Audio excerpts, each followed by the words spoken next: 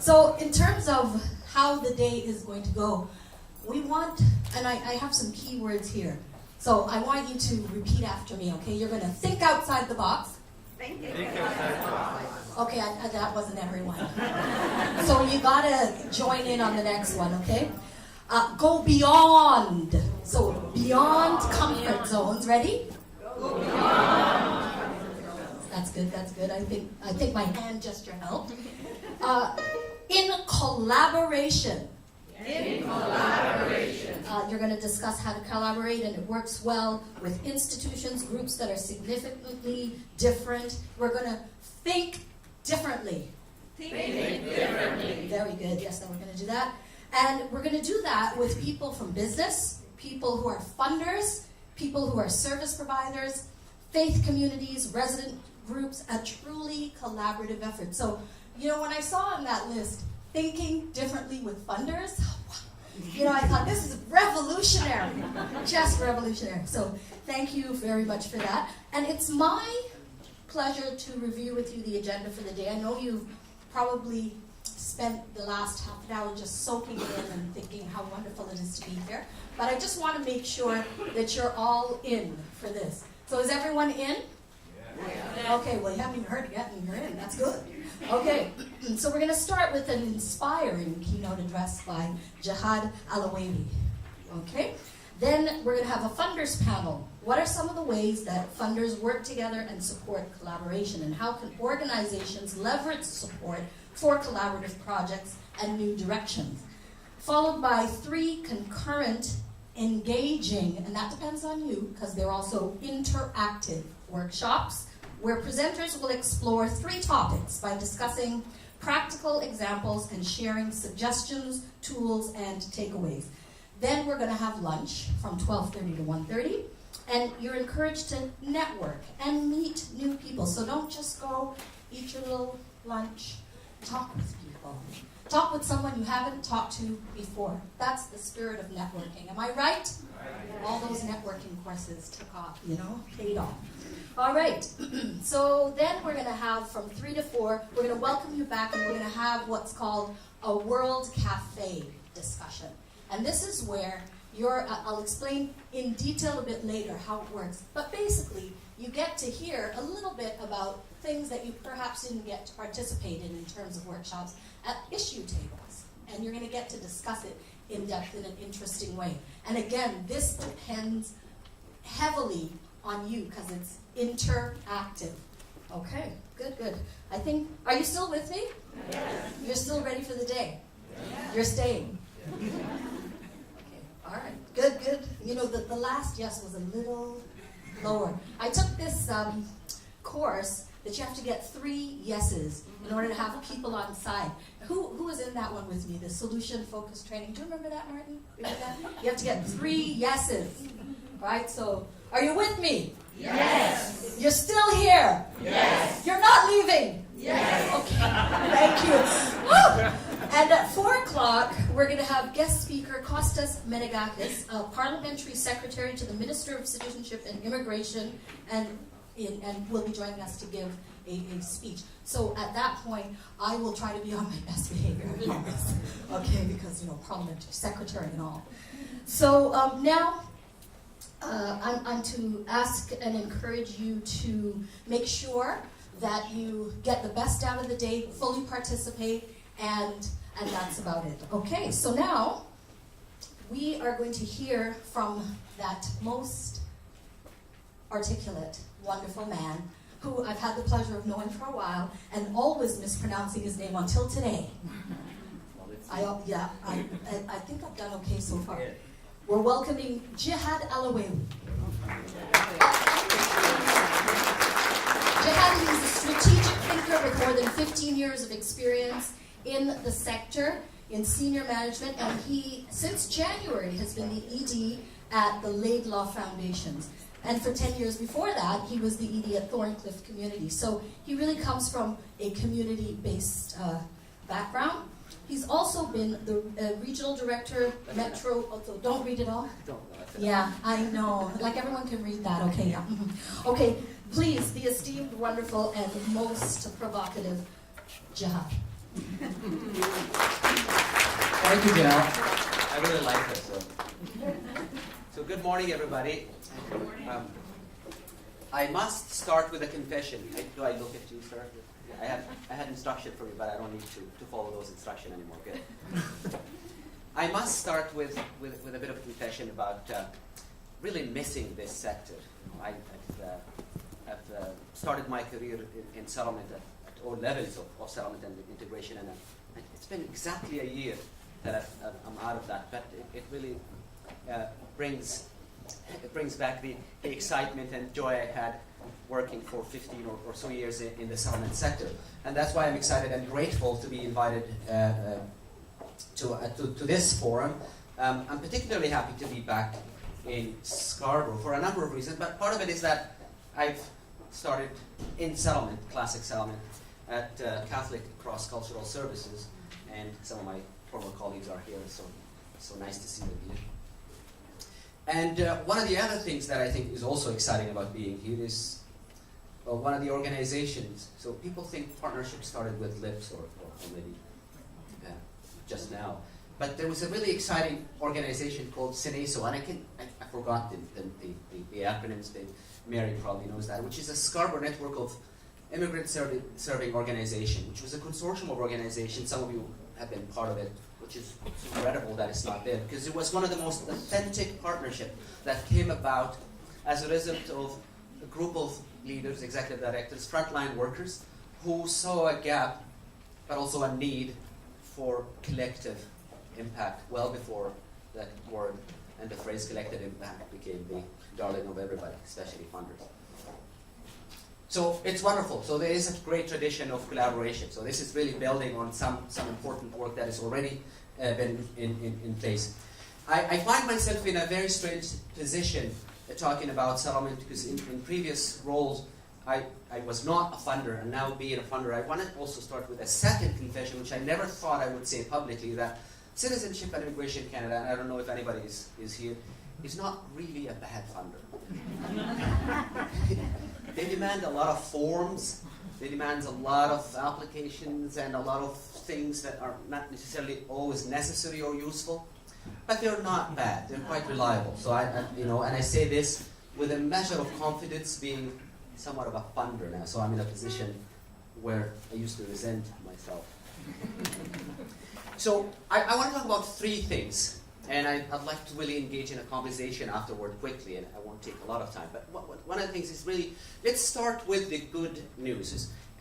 And there's a lot to celebrate about immigration in Canada. So I want to start with a bit of a profile of success of immigration in Canada as a Canadian experiment. I want to talk also about the changes, and everybody knows that there are drastic changes, and you might hear that from the Secretary of the Minister, the Parliamentary Secretary later on, and I'm sorry I'm not here, because I won't be on my best behavior if I was. I don't have to anymore, which is great. So that's important. And then I'll try to end with really kind of the theme of why we're here and the importance of working together. And not only that, I think the urgency of collaboration. So let me start by saying, and many of you have heard me say before, immigration is as Canadian as hockey. There's no question about it.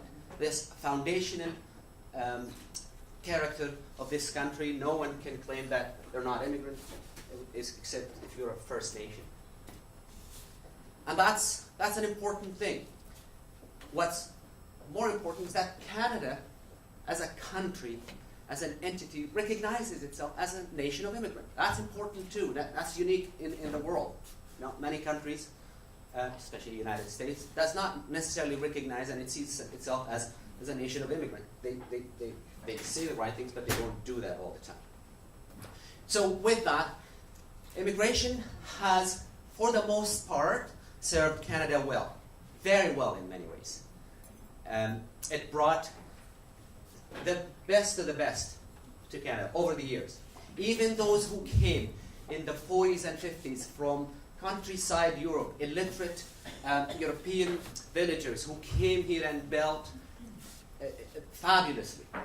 And today's urban and very well-educated immigrants who come from very large cities and come and settle our cities. They're, in many ways, ready-made talent. Canada didn't really make investment. This is one of the most underestimated or underrated assets, is that Canada gets one of the most educated groups of immigrants today with very little investment. In fact, almost every immigrant who comes here actually have to pay an entry fee to the country. That's incredible. You know. So immigration has served Canada very well, and we need to keep mindful of that and keep reminding Canada and everyone else of that, especially now because of the changes that I'll talk a little bit about that later on. Immigrants, for the most part, waves after waves, have succeeded, have done well for themselves. There are a lot of challenges, and we'll talk about that. There are a lot of failings, there are a lot of communities who felt left behind, but for the most part, immigrants have come, built, did very well, moved up, and become integrated in so many ways, socially, economically, politically, and culturally, and so forth. There are many marks as to why immigration is successful here. I think the most obvious one is really the rate of citizenship. The uptake of citizenship for immigrant is one of the highest. In fact, it's the highest in the world. More than 90% of those who come to Canada as immigrants become citizens. That's very high. And that's the intent of the system, is to bring people who come here to become citizens. In fact, there is very little now incentive for you to not become a citizen. That's a good thing. The other thing about immigration is that it provided Canada with really what's celebrated in the world now as becoming really Canada a model for the world. This is what the world is going to look like in 50 years. It's the country of the future because of its fabulous diversity. Everyone in the world is reflected in a country like Canada. That's amazing, and that's power. The other thing is that there is very little debate, if any, about the value of immigration, the importance of diversity, and how that is, again, benefiting the country. So there is the closest thing that I would say to a national consensus that immigration served us well, and diversity is a very good thing, and it's a proud characteristic of this country. That's not to say there are no issues. In fact, there are a lot of deep-rooted systemic issues that will address that. But in general, immigration worked very well, served the country very well, and many generations of immigrants have done well for themselves as well. So that's the good story. Where there is some alarm is where the immigration is going today. And that's an important conversation in light of what you're here today to do, and where you need to actually focus and pay attention to. There is no question about the fact that drastic changes to the immigration system in Canada, the like of which we have not seen in probably 100 years or since immigration became a systemized process in Canada. The refocusing of the immigration system from nation building, which why it really did very well and it became a success story and the envy of the world, to become really a mere response to an economic reality is an utter failure. Europe have tried this 50 years ago. Europeans have gone deliberately to countrysides in Turkey, in Morocco, and recruited illiterate single men to go and work in the assembly line, in the farms, cleaning the train stations, and all that. Because they didn't want them to read and learn or talk to anybody. They didn't want them to settle. They wanted them to work temporarily and go back. As we all know, that really didn't turn out this way. So, and today, Europe is realizing the mistake, the colossal mistake that they've done. But Canada is doing exactly the same. There are more people who are coming today as temporary migrant than permanent resident. That's alarming. At any given year, there's about 250,000. In fact, Canada has not met its target that every year the minister, and I'd like to know what the numbers for this year. The target is probably 250 to 220 to 75,000. But Canada hasn't actually met that target for a long time for those who are permanent residents. But Canada is well exceeding the target of temporary migrant workers. So more people, as I said, coming as temporary residents than permanent residents. That's an issue. That's a concern. And that's a very selfish policy because it really brings people back just to purely take advantage of them and let them deal with what happens. Hopefully, according to the Canadian policy, they'll go back to where they come from after 2 or 4 years. And as we know from European experience, that really doesn't always work. So we need to be mindful of that, and we need to challenge our elected officials. It's an election year, so we cannot really isolate what we're doing in terms of settlement workers, frontline workers, planners, and a collective. We cannot isolate our work from what is happening to the immigration system as a whole, the policy of it, the expression of it, and the changes. So we need to challenge that, and we need to make that part of our work. And as organizations, we're expected to do that, and that's part of our role. And we can do our work well without challenging that, because again, removing immigration from nation building to being really a temporary employment agency, if you will, just filling vacancies, I think it's disastrous. And from my experience at Thorncliffe, we've received many European ministers, parliamentarians who are trying to figure out why immigration worked in Canada and it didn't work in Europe, and we're doing exactly the opposite. It's interesting that this is happening when still Canadian government and others still brag about how important and critical and successful immigration is. So there is something very, very alarming about this. We might not see the impact of what's happening to these changes now, but it's happening. The last thing I want to talk about is the impact on not only the migrant workers and the plight of temporary residents and the lack of protections and all that, and the fact that many of you here cannot really organize to provide support for them, but also the fact that the parents and grandparents and family reunification is also impacted. The quota for parents and grandparents sponsorship is 5,000, and that quota is completed by maybe the first or the second week of January. That's an issue. That's an alarming thing. We know that people they come to Canada for the opportunity, but they only stay for a community. And by doing what we're doing now, by changing that, we're actually removing the community out of the immigration experience that has worked very well and proven to be successful. Because if I have to worry about what happens to my parents or grandparents, I'm not as invested in the place that I come to.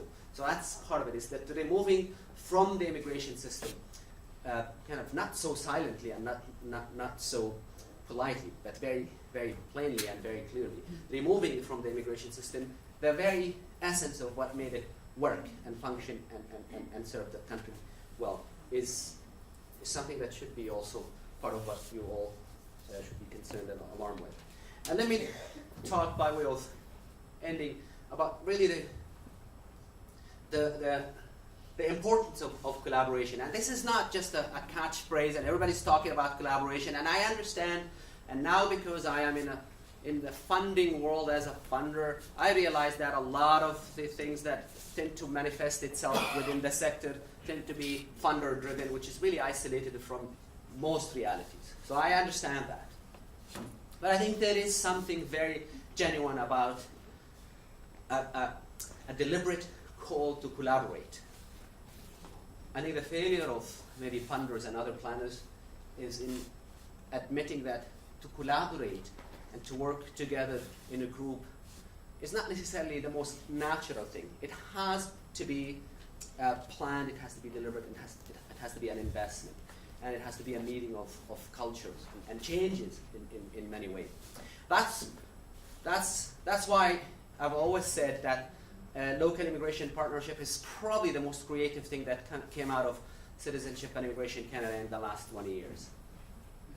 And I think trying to engage a wider sector in the immigration system, in the settlement process, in the integration, in solving and responding to many challenges facing immigrants is a smart thing. It makes perfect sense, because we haven't really figured out what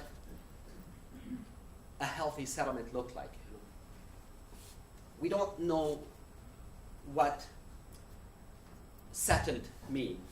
Is it home ownership? Is it kids finishing universities and integrating into the labor market? Is it being elected to a public office? I don't know. There's a lot of things that we don't know, but we know that it takes a lot more than a one-on-one session with a settlement worker to figure this out. And I think, the fact that all of you are here to affirm that is an important thing. So there is a requirement to, and I think there isn't any way other than this to do it. And I want to talk a little bit about the European experience when it comes to immigration. I don't think there is much that we want to learn from Europe. But I think where Europe got it right is localizing settlement. Is that cities have actually challenged their federal government in saying that we are going to do and support our immigrants and refugees whether you want us or not, whether you actually support us or not. I mean, there is nothing compared to what we have here. We have $1 billion a year worth of settlement services across the country. Europe doesn't have anything like this, but what they did is that, and I want to leave you with the example of Euro cities, and I'm very happy that Toronto, the city of Toronto, has signed the Euro City Charter on Immigration and Integration, where European cities have committed themselves as local government to supporting the integration and healthy settlement of immigrants and refugees in the areas that under their jurisdiction. And I think the theme of the forum where localizing those planning is quite critical. We know immigration is a national thing. There's not much we can do actually when it comes to the immigration system as a whole, the legislation. This is federal jurisdictions, the numbers and the amount of money that's allocated to settlement. But we know that settlement and integration is a local thing. People are residents of their neighborhoods and their communities well before they are citizens of this country. So that's very important, and I think that we need to keep that as a motivation for us to work together. There's an incredible appeal for funders like us to see those consortiums, those creative partnerships that is genuinely emerging as a result of a real need in a community, or even an attempt at a conversation that engages the out-of-the-box conversation, the unusual suspect, faith communities. I mean, this is a wonderful space. I mean, there's incredible assets in these faith communities that are vastly underutilized, and they might have issues we have issues with, but it's an important landing mat as well. People come to their place of worship well before they go to any settlement service agency. So that's important. That's from a devoutly secular person. So that's important. So the importance of the work that you do is never to be underestimated. And it's appealing to many people. It's appealing to funders. And it actually is where creativity and innovation happens. And this is where a lot of the new ways of doing things happens. But taking immigration and settlement out of a settlement agency is an important thing, and it hasn't been an easy thing, because to get public health, for example, to think about themselves as an important settlement agency, or to think of the library system and the school system. This is why there are some innovation happening in the settlement sector, and I think these partnerships and these forums are important to address. And I want to end by, and I'm really ending, by saying that immigration will continue to be an important part of this country. And for one reason, demography. We're not reproducing independently. So the average age in Canada is 40, which is a nice age. I'm well aware.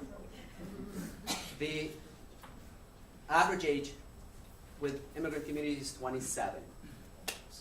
And with Aboriginal communities, 26. So there's only two hopes for Canada demographically, really: immigration and Aboriginal people. And that's why we need to be deliberate, focused, and intentional about supporting these two communities. And a forum like this is an important event that I'm hoping that we can see a lot more more of this everywhere in the city. And I think LIP, again, is something that Citizenship and Immigration Canada, as a fellow funder, needs to be congratulated. So with that, I want to thank you, and I'd love to have a conversation with you and answer any question. Thank you.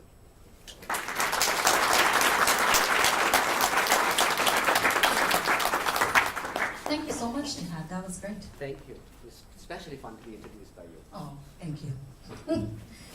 So I'm looking at the time, and it is time to move on to our next panel. But I didn't want to ignore the fact that you may have some questions for Jehad. So can we entertain maybe up to 3 questions? Does anyone have any questions? Yes. It's Rosalind Morrison, and Janelle insisted that we think out of the box today, so I'm going to try to do that a little bit. And you mentioned 2 very important groups of people for Canada, and one is the newcomers and immigrants to Canada, and the other is the Aboriginal communities. And I'm just wondering if you see a way that these 2 worlds could come together so that we could actually understand the issues all around and collaborate on something quite special from your various experiences. I think that's important, and that's missing, and there is a responsibility on this sector, on this settlement and immigrant support sector, to engage First Nations. Someone said it very smartly before, and let me try to rephrase it.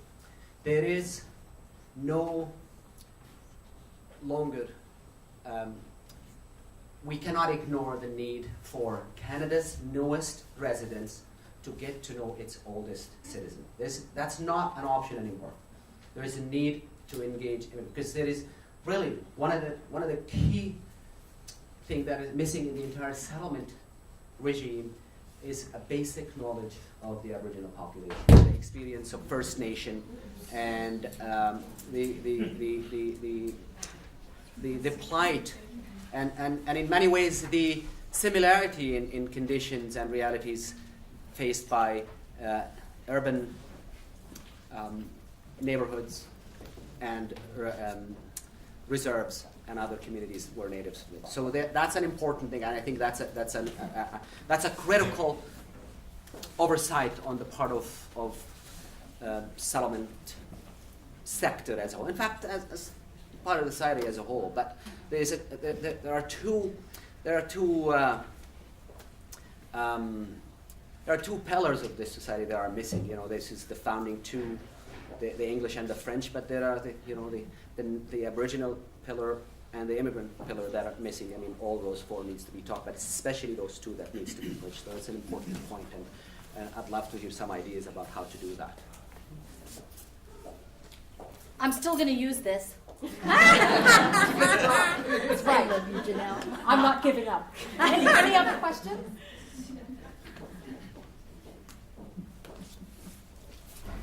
If you don't mind me asking, what is your country of origin? And I guess I'm looking from the angle whereby when you first came here, how different is it?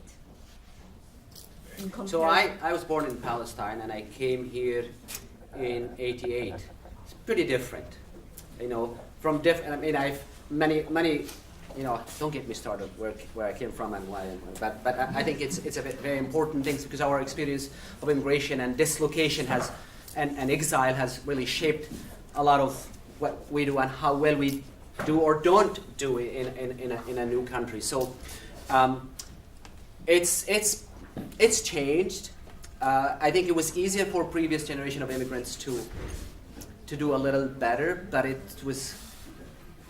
there was very little support. That's the reality, and I think that in fact I find some of the most stubborn conversations about immigrant support today comes from previous generation of immigrants who said, my father didn't have a link class, my mother didn't go to the JSW workshop, why should, you know, your aunt or your uncle or any of you? So that's the reality, is that you know, it was a different world then, but it's not much in a sense that I think today we're attracting more skilled immigrants, more precarious immigrants, which will have, you know, bigger impact.